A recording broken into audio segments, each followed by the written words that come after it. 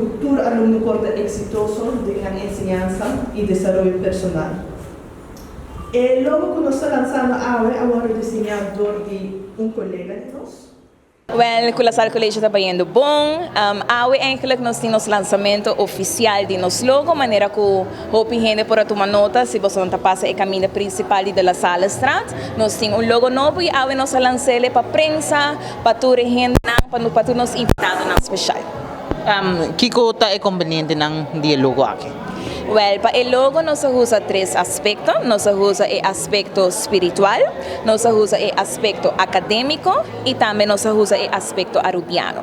Cada uno de ellos forma un símbolo. Si me comienza con el aspecto espiritual, nos pone un crans de oro. Si me sigue orinando para el aspecto académico, nos usa un patlot con un graduation cap. Y por último, nos tiene el aspecto arubiano. Camino nos tiene una estrella, pero no para solamente estrella de Aruba, sino también nos slogan. Nos slogan te indica eigenlijk nos crea joven espiritual, joven talentoso, joven respetuoso, joven ejemplar y por último joven amable. Esa es la meta que la site para su joven. La ceremonia abay bon, nos estaba nos colega obviamente, nos estaba miembro de discoa, nos estaba miembro de IKDA y nos estaba miembro de prensa.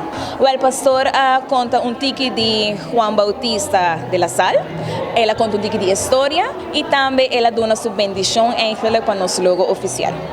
Well, mi porbisa eigenlijk na nos futuro alumno, mayor y alumno que nos tiene actualmente para tener esa aqui na vista, la Sal College tem hope mais para oferecer, essa aqui é começo, maneira que llama indicar, essa aqui é para era novo, nós estamos abrir para diferentes alunos, nós estamos trabalhando para nos ajudar todo aluno na lo máximo que nos por, den o tempo que nos tem agora aqui.